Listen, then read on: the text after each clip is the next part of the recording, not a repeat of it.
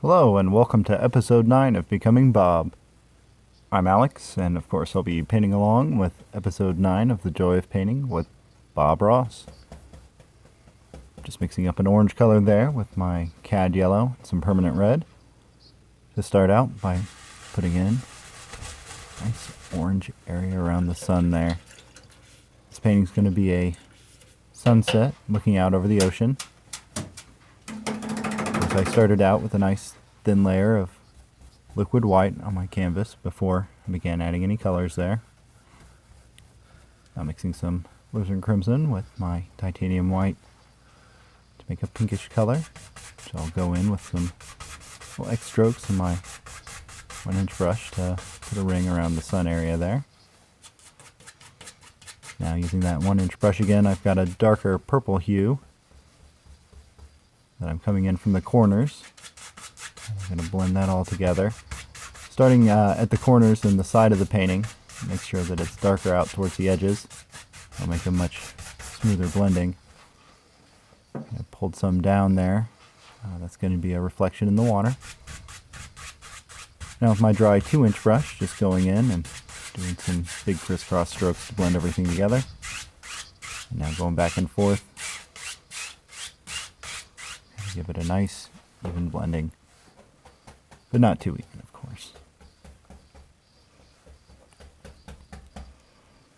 Now I'm mixing up kind of a bluer version of that color to bring in at the bottom there.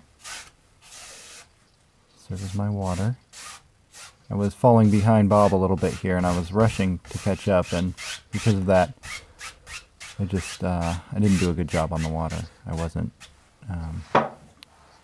Didn't pay as much attention to the angle I was coming in and the colors that were on my brush, and just made it look messy.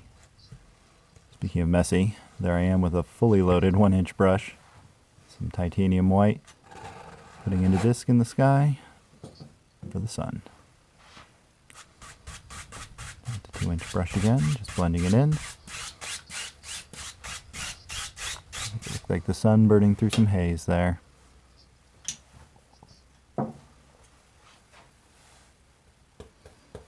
My fan brush now, mixing in some brown, some blue, and some white to make a kind of a dark bluish, brownish gray color. It's going to serve as the dark shadowy bits for my clouds. Just kind of mess up around in the sky there. I do like this technique for doing the clouds with the fan brush. I think the results are really good, and it's a pretty fast technique to do. Now just getting a little bit more orange and white mixed together there for a highlight color. Just going to put in a few layers of highlights up in the clouds there. So we'll add a lot of depth to them, kind of push them back into the painting. It's important when you're adding the highlights to clouds and anything in your painting that you add the highlights to the side that's facing the sun. Otherwise it just doesn't look realistic to have light coming from the opposite direction of the sun.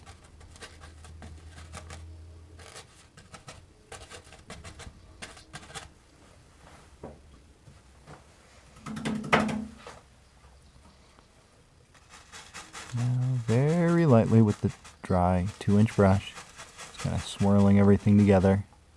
You got a light blending, while still trying to preserve the shape of it. And really light back and forth to push it back in as part of the sky. Now making another slightly darker gray color.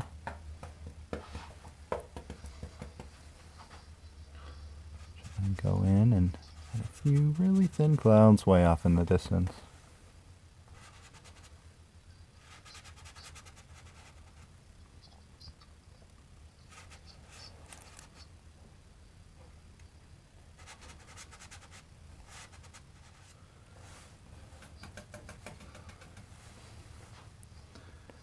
I've got some liquid white there. And I'm trying to come in really lightly to add kind of some sunbeams cutting through the clouds there. This is a technique that's going to take a lot of practice to get down.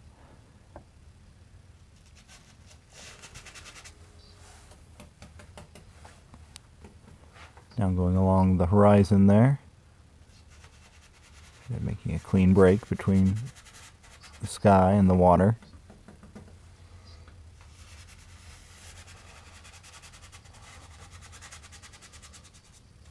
Which, once again, if I had taken some more time when I put the water in the first place, this would have been a lot clearer break to start with. Now going in and just adding some various waves. Keeping the glops off there. Just adding some more depth to the ocean there. More life to it.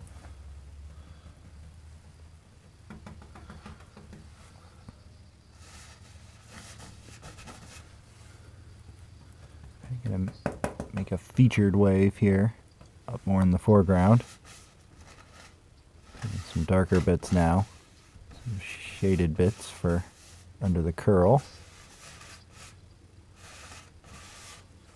Another smaller one back there.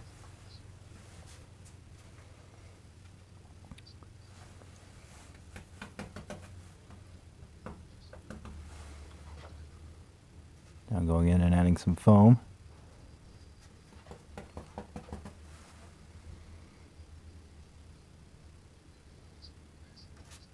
Now I've got kind of a brownish color there. Mix some sap green and alizarin crimson together. I'm adding some scrub brush kind of along the top of my first dune there on the beach.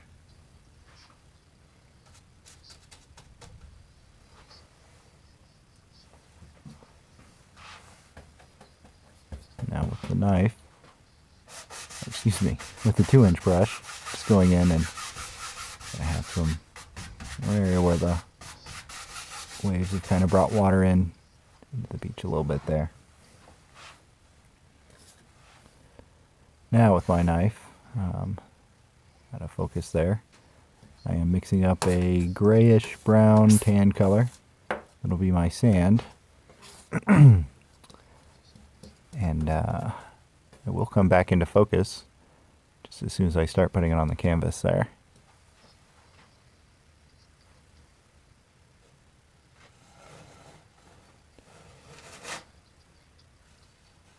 And I'm just trying to add that in a way that follows the contour of the beach.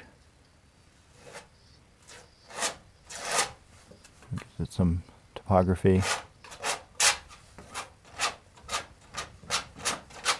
But at the same time trying to make it fairly even and cover up all the blue there.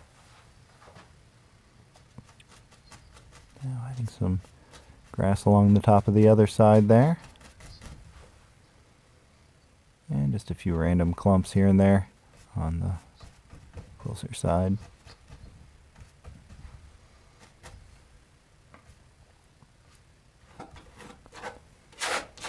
Just going in, and I've added some sand there to that side. Which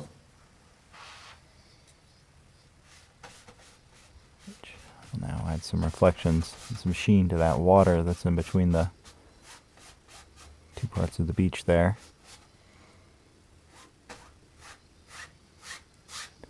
Going across for some ripples.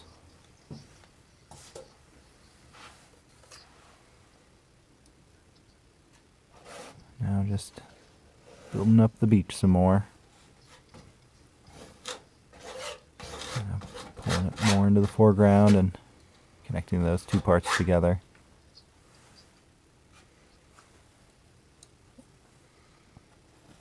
Some liquid white on the knife. Just going in and cutting in the water line in a few places, adding some foam that's just been kind of caught there by the sand.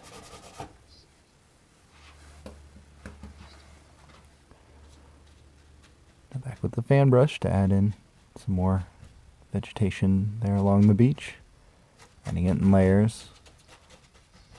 Try and push the rest of the beach back into the painting some, add more depth.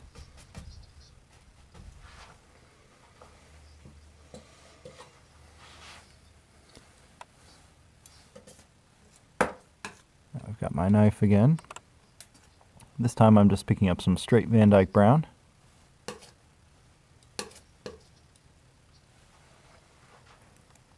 I'm going to go in with that and start putting in a little old beach fence. Putting in the fence posts starting out there. Some old weather beat up ones. You know, no two are the same. Different shapes, different angles. They've been there for a while. And that's good because I don't think I could paint a new straight picket fence right now. That's definitely not within my capacity as a painter. Nice old beach fence though. I had fun painting this one.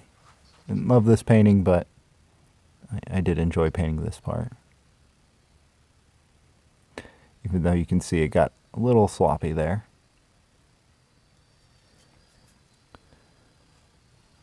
I'm just using the knife to cut some wires along through there. Just connecting my fence posts together.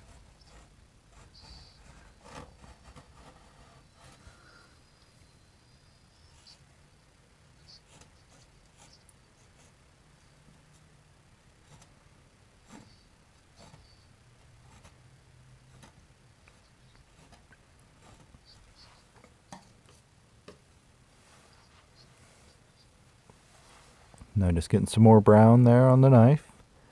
Going in on the other side there and put in an old beech tree.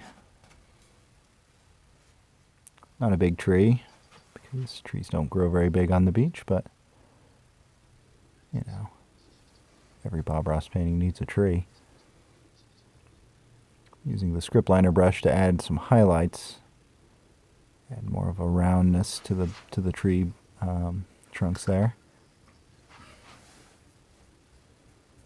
Now picking up some brown with that. Some linseed oil on there as well to thin it out. Just going in to add branches there to the tree. Try and give it some more realism and some more body to it.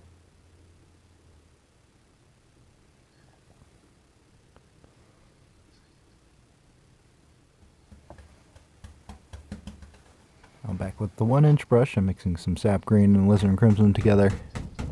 And just stamping that in there. Add some dark bits for some leaves.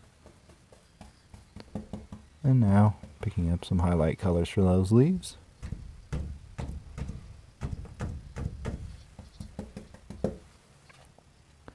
Picking up a little liquid white to mix in with that to thin it out. And I wish I had taken a little bit more time to mix it in more thoroughly there. You can kind of see, but there were some white bits that made it onto the painting that just don't look good up in the tree. And just adding some more detail along the beach there using my fan brush. And now I'm just going to add some larger, stickier kind of plants here and there using my script liner. Load it up with some linseed oil again and paint to make more of an inky consistency. Goes on a lot smoother over the other paints and doesn't just cut through them. Well, this hasn't been one of my favorite paintings, but it's all part of the process and all something new and learning. Every painting is one step closer to becoming Bob, and with this one, signing it there as complete. Thanks for watching episode 9 of Becoming Bob. I'm Alex, and if you like what I'm doing here, subscribe to the channel, like the video, and leave me some comments. Let me know what you think. Thanks for watching, and have a great day.